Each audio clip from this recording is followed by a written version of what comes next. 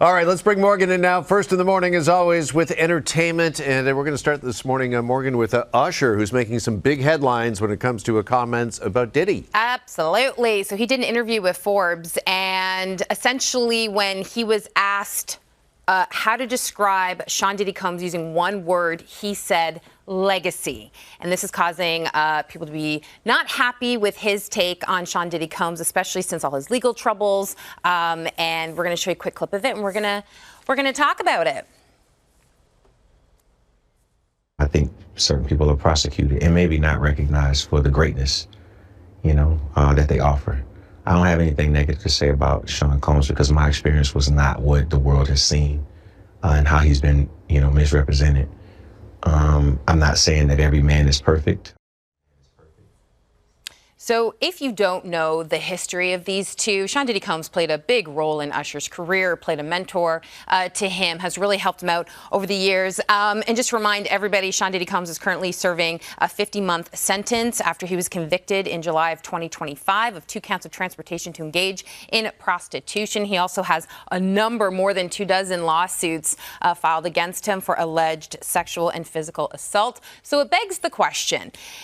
And this is a question that plagues a lot of fans when it comes to big celebrities, actors, when it comes to big musicians, when their personal lives and people who are embroiled in legal issues, how much does that affect the work that they've put out and kind of the years that they have helped other musicians and kind of their legacy in either like a music industry or in acting? I just know when things like this come out, people stop listening to their music, or some people will, if an actor has done something that's controversial, people stop watching their movie. So it's a really interesting conversation about. Yeah, but there's a different line between something controversial and something criminal. Well, I found listen, criminally responsible and guilty. I absolutely agree with you on that, but that's why this is causing people to be not really happy about these comments because, like you said, we're talking about some serious legal issues here. Mm-hmm. Yeah. Okay.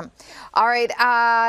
On a lighter note, let's talk Jennifer Garner. Yeah, hard pivot. 13 going on 30, making a comeback. Right. Yeah, so Jennifer Garner's movie that came out in 2004, they're rebooting it. She's going to be an executive producer on it. As far as we know, we don't think she's going to be acting in it, but the casting has been revealed, which is kind of exciting. So you have Emily Bader.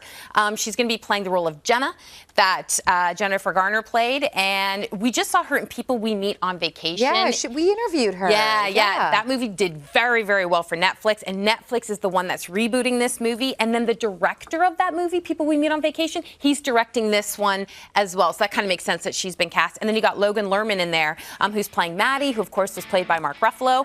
I'm going to be honest with you. I loved this movie when it came out. I was in high school. I didn't know it had continued such a popularity with people. So our producer, Sonia, who was born in 2002, by the way, apparently these themed birthday parties continue over the years. So when people turn 30, they do like a themed 13 going on 30 birthday, and they dress up like Jenna. So this movie is still incredibly popular for a whole other generation of fans. I didn't know that. Yeah, so more you know. Yeah, that's exciting. Yeah. All right, Morgan, thank you so much. Good to see you this morning. Appreciate it.